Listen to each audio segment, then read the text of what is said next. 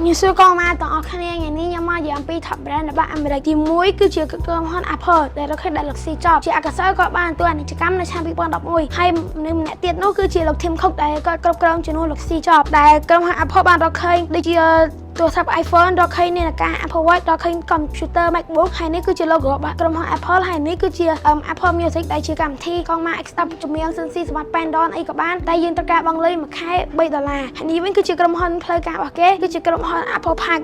ទី2គឺ Microsoft ដល់ឃើញដែលលោក Bill Gates ហើយទៅសប្តាហ៍ហ្នឹងគឺគ្រប់គ្រងដែលលោក Satya Nadella Microsoft បានផលិតកម្មវិធីមួយគឺជា software មួយដែលប្រើប្រាស់នៅក្នុង computer ដែលយ៉ាងច្រើនមែនតើដែល computer នៅកន្លែងការងារអីហ្នឹងភាគច្រើនគ្រប់គ្រងដែល software មួយឈ្មោះថា Windows ដែល Windows ហ្នឹងមាន app បង្កើតឯកសារមួយឈ្មោះថា Excel ដែល app Excel ហ្នឹងយកឲ្យបង្កើតតារាងដូចថាឈ្មោះបុគ្គលិកញ៉ៃខែឆាំកណ្ដាលបុគ្គលិកអីហ្នឹងហើយនេះវិញគឺជា Skype ហ្នឹងដូច video call Zoom អីទី3គឺ Google ដល់ឃើញដែលលោក Larry Page ហើយសប្តាហ៍ហ្នឹងគឺគ្រប់គ្រងដែលលោក Sundar Pichai ដែលគាត់ហ្នឹងគឺជាជនជាតិឥណ្ឌាមួយរូបដែល Google ហ្នឹងគឺបានរកឃើញ Android ដែលកងមកណាប្រើ Samsung ប្រើ Oppo អីទូរស័ព្ទ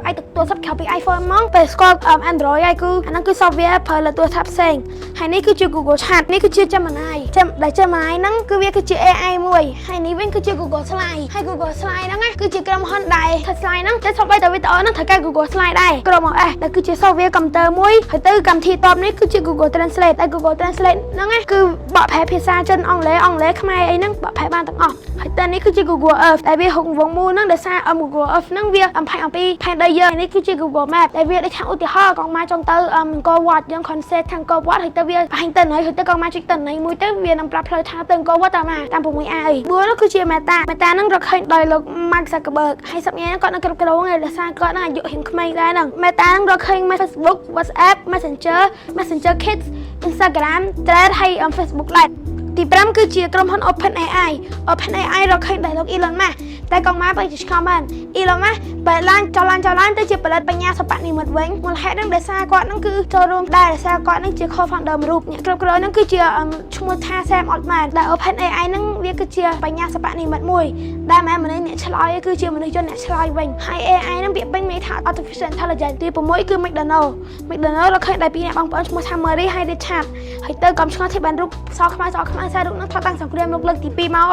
ហើយទៅ CEO សប្តាហ៍ហ្នឹងគឺលោក Chris Kempczynski គឺបានរកឃើញ burger ឆ្ងាញ់ដូចជា burger Big Mac ដែល burger Big Mac ហ្នឹងនំប៉័ង3ដូចថានេះ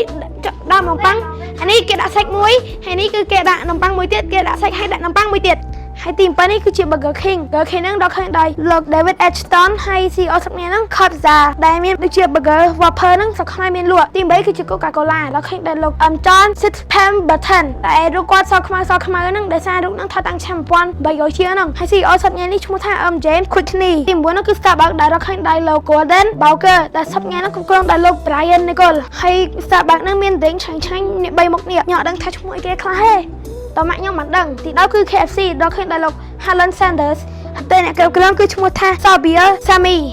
ទី11នោះគឺជា Universal Studios ដែលរកឃើញដោយលោក Carol Lamar អ្នកគ្រប់គ្រងសប្តាហ៍គឺឈ្មោះថា Mark Woodbury ដែលនេះគឺជាហាង Burger គេនៅ Universal នេះគឺរឿង Fast X ដែល Universal មិនមែនតែរឿងហ្នឹងមួយមានរឿងមានញ៉ានរឿង Super Mario Bros រឿង Transformer រឿងច្រើនមែនតើហើយនេះវិញគឺសួន Universal គេនៅសិង្ហបុរីហើយមិនមែនតែនៅសិង្ហបុរីមួយទេមាននៅអាមេរិកមាននៅប្រទេសផ្សេងទៀត Netflix ដែលរកឃើញដោយលោក Reed Hastings ហើយសប្តាហ៍អ្នកគ្រប់គ្រងឈ្មោះថា Ted Sarandos ដែលមានខ្សែភាពយន្ត Squid Game ដែលគឺជារឿងកូរ៉េមាន2រដូវកាលហើយនេះគឺជាខ្សែភាពយន្តរបស់ខ្មែរយើងឈ្មោះថា First Day Kill My Father អាខ្សែរឿងភាពយន្តហ្នឹងគឺរឿងអំពីសម័យប៉ុលពតហើយចង់មើលរឿងអីហ្នឹងមានរឿងផ្សេង13គឺ Disney ដែលរកឃើញដោយលោក Walt Disney ហើយ CEO គ្រប់គ្រងសប្តាហ៍ឈ្មោះថា Bob Iger ហើយនេះគឺជារូបសំណាក Walt Disney ជាមួយនឹង Mickey Mouse នេះគឺជាខ្សែភាពយន្ត Frozen តែមិនមែនតែរឿង Frozen ហ្នឹងមួយមានរឿង Cars មានរឿង Snow White មានរឿង Beauty and the Beast Rapunzel ច្រើនមែនតើនេះវាគឺជាសួន Disneyland មាននៅ Tokyo មាននៅ Shanghai មាននៅ Hong Kong មាននៅអាមេរិកទី14គឺ Costco ដែលរកឃើញដោយលោក Jan Senegal ដែលសប្តាហ៍ហ្នឹងគឺគ្រប់គ្រងដោយលោក Don Bakri ហើយនេះវិញគឺជា food court របស់ Costco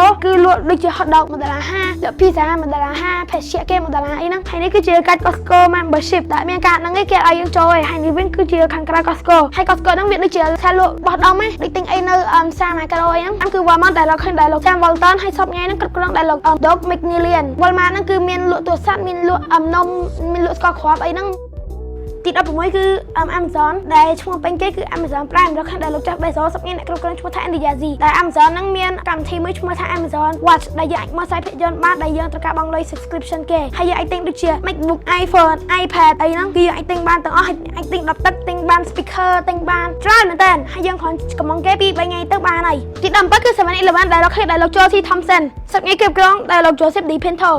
ហើយ 7-Eleven មានលក់នំចំណីអាហារភេសជ្ជៈ hot dog មានលក់ទឹកផ្លែប៉ោះមានលក់ទឹកក្រូចច្បាច់ស្រស់ៗមានលក់ប្រហិតជៀនអីហ្នឹងគឺមានលក់នៅ 7-Eleven ទាំងអស់ក្រៅពីចំណីអាហារហ្នឹងមានលក់សាប៊ូអីដែរតែសាប៊ូអត់សូវលក់ច្រើនទេហើយឥឡូវនេះដល់ទីបញ្ចប់ហើយជម្រាបលាកងមកដល់អ្នកគ្នា